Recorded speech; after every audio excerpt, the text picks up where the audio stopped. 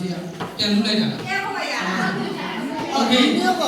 လက်ကယူလိုက်ရတော့ဒါပေမဲ့အောက်ထိုးကြတဲ့အခါမှာဘေးကပြန်ဘက်ကယူလို့ရှိရင်အဲ့ဒါနိုင်တယ်နော်အရင်ကောက်တဲ့လူနိုင်တယ်ဘူးယူလို့ရတယ်ဘူးယူလို့ရတယ်နော်အဲ့ဒါနိုင်တယ်ခုနကမပြောလိုက်ရဘူးခုနထားလိုက်တော့အခုစိတ်နှစ်ယောက်စီယူရမယ့်အဖွဲ့တွေဒါပြီးတန်ပြီးနောက်တဲ့တစ်ဝဲ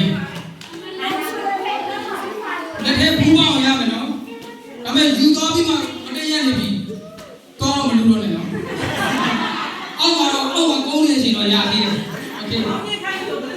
โอเคဟုတ်ပြီကဲပြောမလား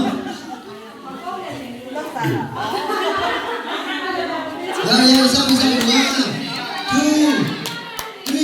နံပါတ်ထိုင်ချက်ရထိုင်ဘာလို့အားမထိုင်ရအောင်